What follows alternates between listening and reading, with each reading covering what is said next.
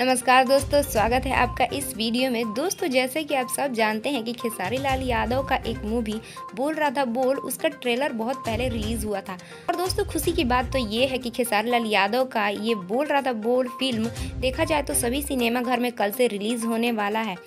दोस्तों, मूवी तो बहुत अच्छा बना था जैसे कि हम लोग ट्रेलर में देखे थे, तो पूरी फिल्म देखने की बारी आई है। दोस्तों, इस फिल्म की बात करें तो देखा जाए तो खेसारी लाल यादव का बहुत सारे अच्छी मूवी है, लेकिन इसमें कुछ अलग लुक दिया गया है खेसारी लाल यादव का। और जहां तक हीरोइन की बात है तो इसमें मेघाश्री हीरोइन है, जो कि बहुत अच्छी अदाकारा है और वो बहुत खूबसूरत भी है। जी हाँ दोस्तों, और खेसारी लाल यादव और मेघाश्री ने बहुत अच्छे से इसमें काम किया है।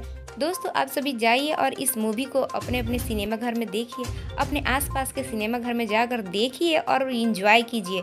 तो वीडियो अच्छा लगा तो लाइक कर दीजिए और चैनल को सब्सक्राइब कर दीजिए। और हाँ दोस्तों, वीडियो देखने के लिए बहुत बहुत धन्यवाद और वीडियो देखने के बाद शेयर करना ना भूलें।